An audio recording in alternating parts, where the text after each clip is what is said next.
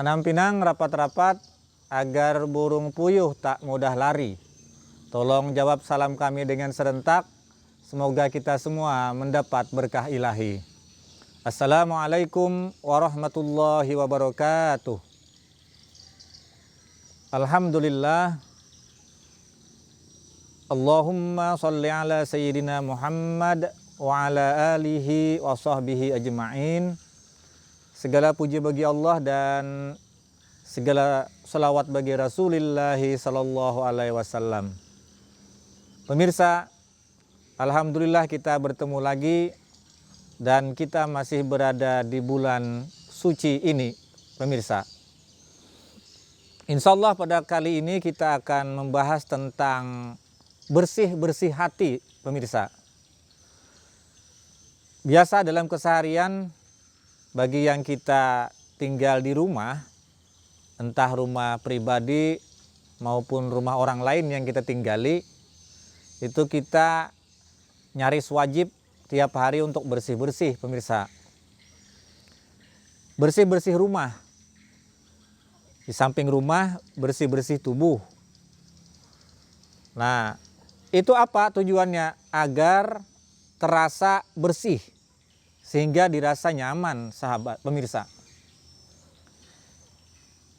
Lalu bagaimana dengan hati kita? Di rumah kita banyak sampah. Ada sampah yang oleh diri kita sendiri maupun sampah oleh orang lain. Sama dengan hati kita, pemirsa.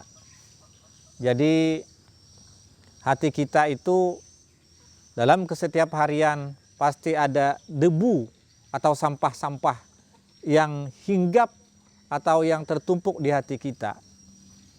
Maka menjadi sebuah kewajiban sahabat untuk kita membersihkan sampah-sampah itu. Ini air bersih, pemirsa. Sekitaran sini tak ada sampah karena sudah dibersihkan. Akhirnya kita pandang menjadi enak.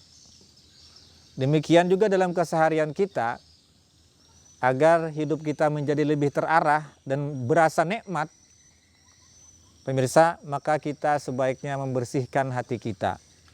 Mumpung di bulan suci ini, pemirsa, maka ada baiknya kita membuat sebuah keinginan yang besar untuk bersih-bersih hati.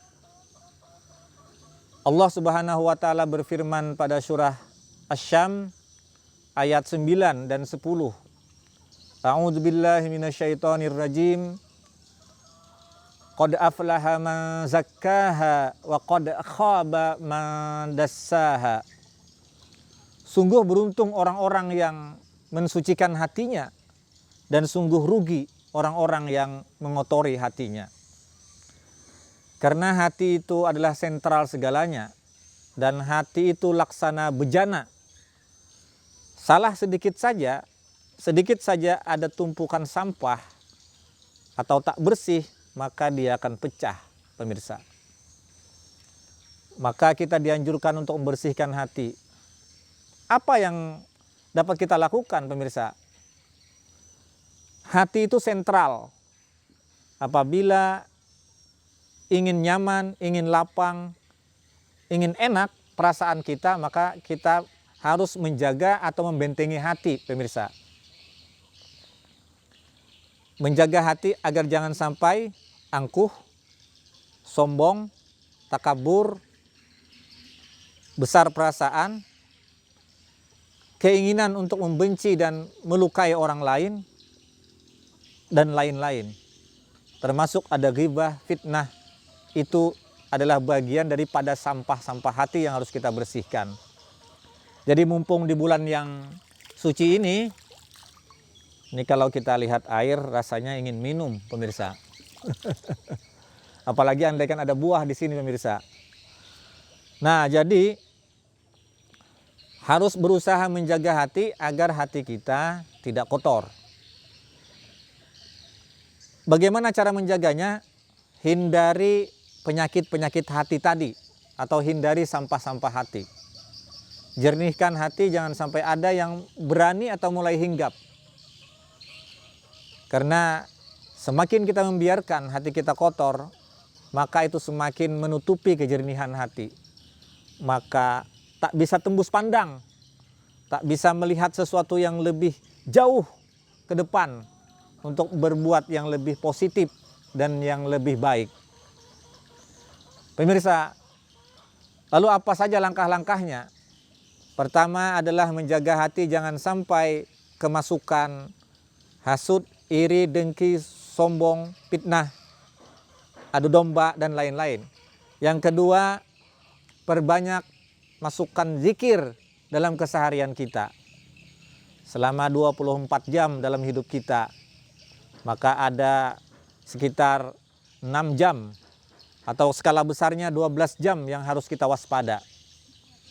Karena di malam hari kita aktivitas berkurang, maka kemungkinan sampah-sampah hati tak akan banyak masuk. Tapi di malam hari atau di siang hari, maka akan banyak sampah-sampah itu bisa masuk. Jadi waspada pada jam-jam itu, karena itu biasanya banyak masuk sampah-sampah hati. Jadi perbanyak tadi zikir. Zikir bisa astagfirullah, bisa subhanallah, bisa alhamdulillah, bisa Allahu akbar, bisa la haula wala quwata illa billahil aliyil azim. Maka telah nampak orang-orang yang hatinya bersih dan hatinya tidak bersih dalam mencermati atau menyikapi dalam hidupnya. Terutama dalam skala kecil, bisa dipandang oleh anak, bisa dipandang oleh istrinya. Itu ukuran terkecil untuk melihat apakah hati seseorang jernih atau tidak. Dan yang paling nampak adalah ketenangan dan ketulusan budi pekertinya. Itu bagian daripada penunjukan hati yang bersih. Pemirsa, barangkali ini siraman yang dapat kami sampaikan untuk pribadi dan semoga bermanfaat bagi yang lain, bahwa baiknya kita sama-sama menjaga hati, jangan sampai kemasukan oleh sampah hati. Semoga bermanfaat dan semoga kita selalu sehat, panjang umur, penuh semangat dan penuh barokah. Terima kasih. Wassalamualaikum warahmatullahi wabarakatuh.